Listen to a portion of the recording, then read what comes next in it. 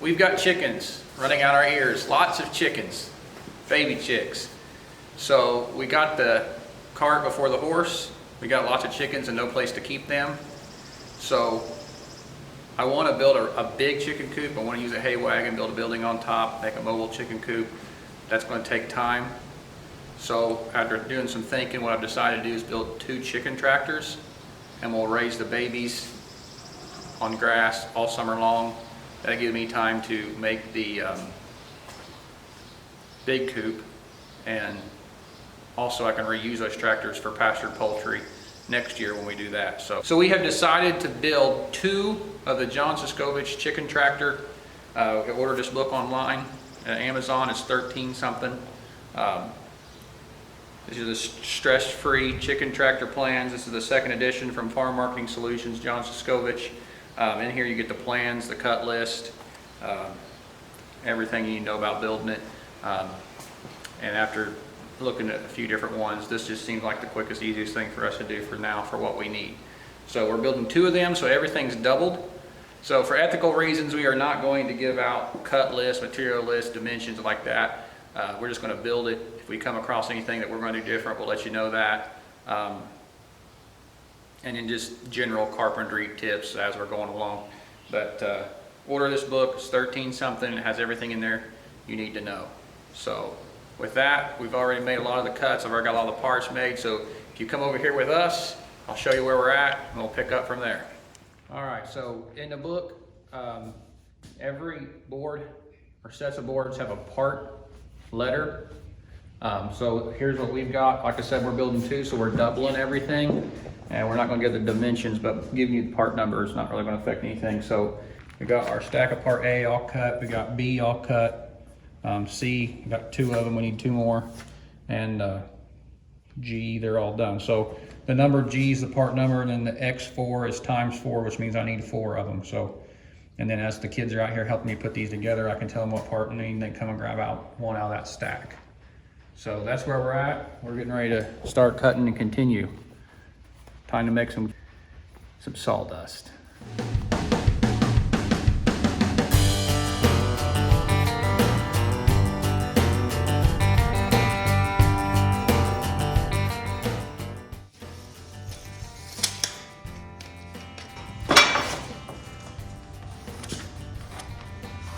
All right, we got a line. We got a fancy little holder back here. Our dust collection system. Right here, I got a patent on it. Don't try to use it, because it's pending patent.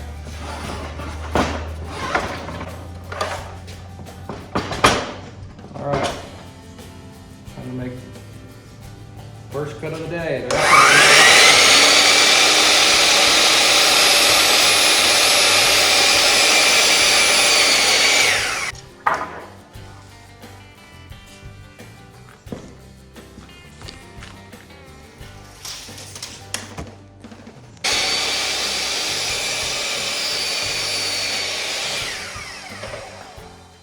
This is the only dimension I'm going to give out in this video. The plans ask for so many 2x4 10-footers, and this is true with any board when you buy it. You come here, I'll show you something. When you buy a 10-foot board, they don't measure 10 foot. Like that one's 10 and 7/16. This is another one, come out of the same stack of lumber. It won't measure 10 and 7/16. It'll measure something different more than likely.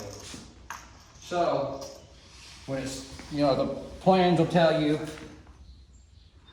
so that's 10 and 3/8. So that's a 16th of an inch shorter. And one of these was 10 and a half, I measured it later. So you can get boards out of the same stack of lumber at a big box store like Home Depot or Lowe's. For one, they don't measure 10 foot. They always measure usually a ½ inch, a quarter to a ½ inch more. So when you go to build with that, if you don't make those exactly 10 foot, especially when you're building something smaller. So if you're building, like we're building a, what is this, a 10x8 chicken coop, you don't have forgiveness in a structure that size to fix quarter inch, a ½ inch. If you're building a house or something, you may have forgiveness as you go to just use the boards as they come. But to make things easier later on in this project, we're going to make these boards exactly 10 foot long, all 4 of them exactly 10 foot, and that way we're not off later and have to try to make up for it. You don't have to, you could probably fix it some other way, but to me this is the simplest way, is just to make them exactly 10 foot and everything goes together just like a puzzle, like it's supposed to. And something else, the edges of these won't be perfectly 90. Like if you took a carpenter square and put it on here like this, it more than likely are not usually perfect 90s. So I like to use my miter saw, make them a perfect 90, and then measure. So I'll make that a perfect 90 by just taking like not even a blade's width off, and then from there I'll measure exactly 10 foot. The other side will have 2 perfectly square edges at exactly 10 foot long, and it'll make our life easier in the next 48 hours as we finish these things up.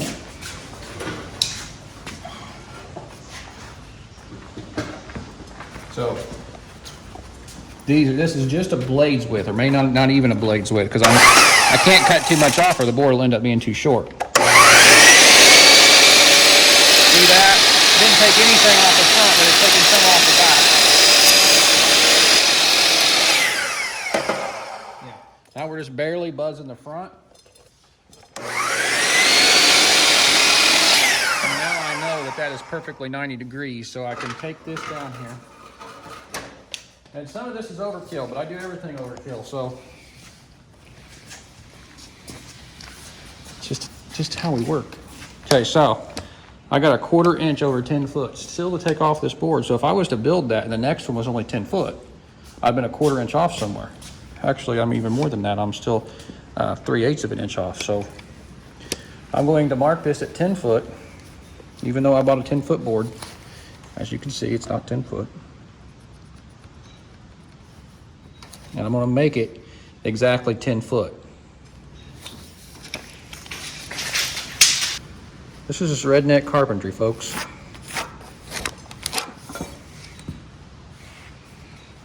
Besides that, see that how that's all burned up off there?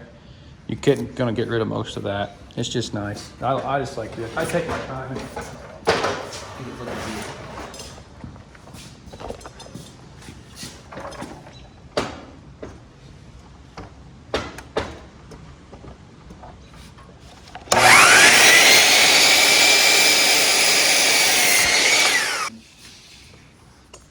Oh, right here. See now? I got a perfectly 10 foot long board. Right on the money. So that's what you want. And that's not just true with 10 footers, that's true with all lengths of lumber.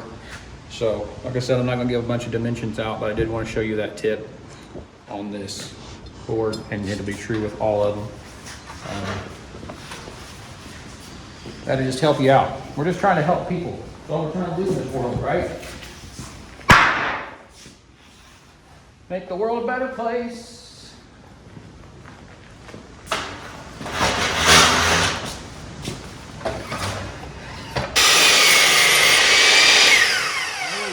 Let the blade stop before you let it up.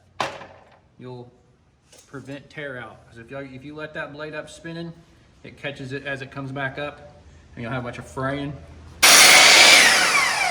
Let it stop. And by the way, if you ever want to buy a real nice miter saw, highly recommend the Bosch. It is just one sweet unit.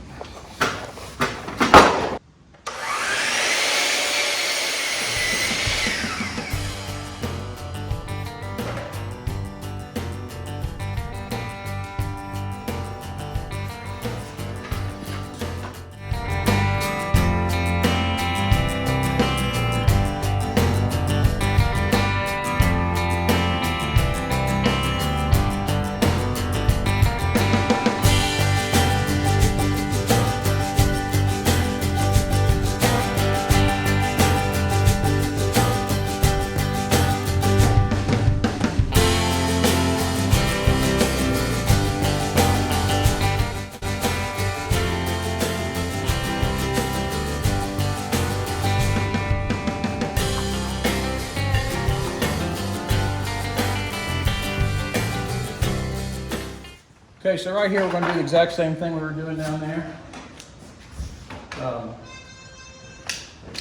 just make it straight edge, but I'm going to show you a different way to do it. So you don't need any mark, and that's actually pretty square. But we're just going to come back here. Well, this board, I'm not going to give you the dimension, but there's plenty of cut off. So we'll just come back a little bit further than what we normally would have to. Do that. And what that does is just gives you a straight line so your end will be square. Then we use your tri-square as a guide and just put it back.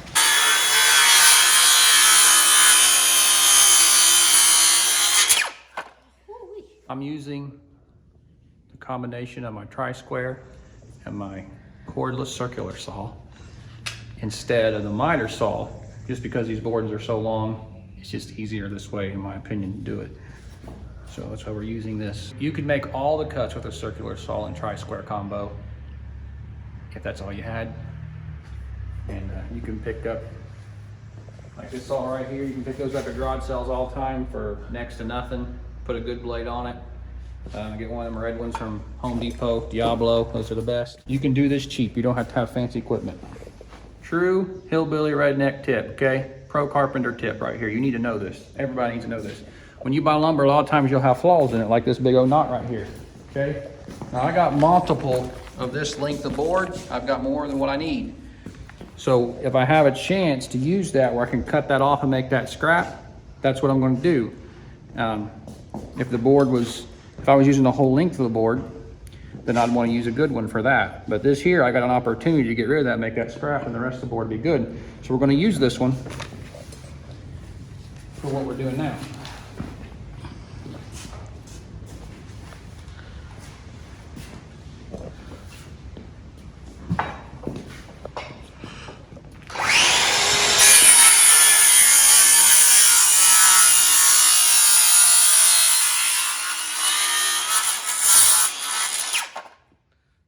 This worked out so good. I made my measurement. Look how short I came with that knot. So by being proactive and looking ahead into my project, I got rid of that awful knot that can cause us trouble later. And I mean, it couldn't have come out any better. We couldn't have just, our line's just short of that. It's just great. It just made my day. Made this the most wonderful day ever. Other than January the 5th, 2008. That's the year I got married.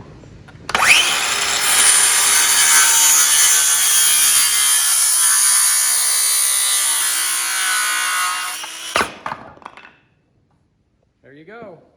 Perfectly good board. Let's see if it's the length we need it.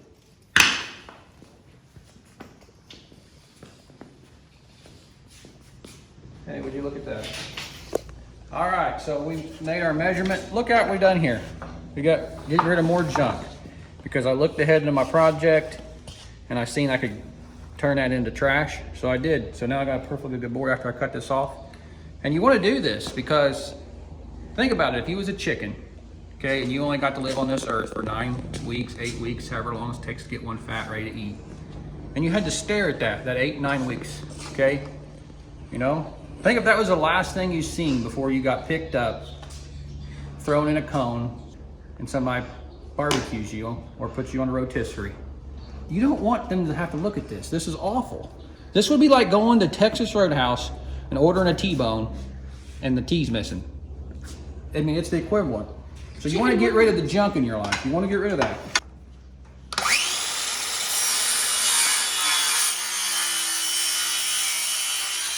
I just saved a chicken from having anxiety or depression because you don't have to stare at that the 8 weeks of his life.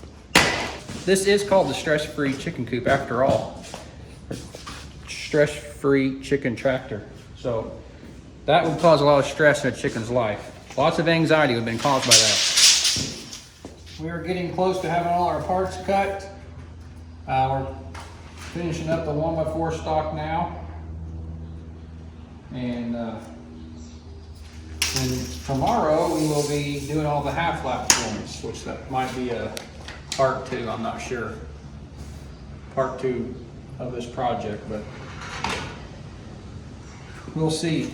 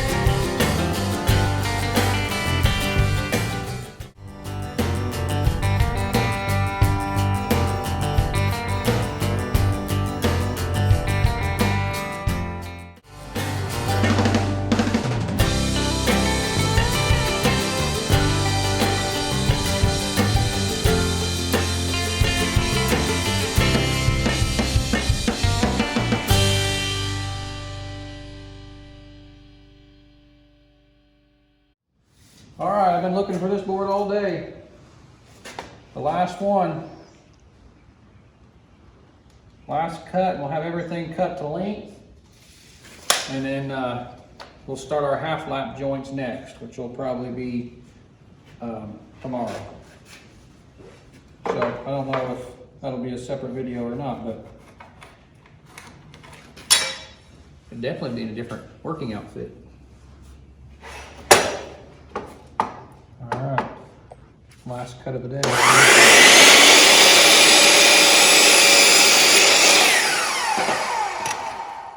Alright, this is all our parts, all our wooden parts cut to length. Number L was our last one, and we'll hit 4 of them. So, this is how I have my parts laid out. Remember, we're building 2, so everything's doubled. So you're only going to build 1, you don't have half of each of these parts. So I got number E here for them, number L for them. Tomorrow we'll start the half lap joints, and as the kids are handing them to me, I can just tell them what letter to get, and they'll bring it to me, or however we end up doing it. But this keeps everything nice and organized, and you keep your work area organized, it just makes everything flow better. So,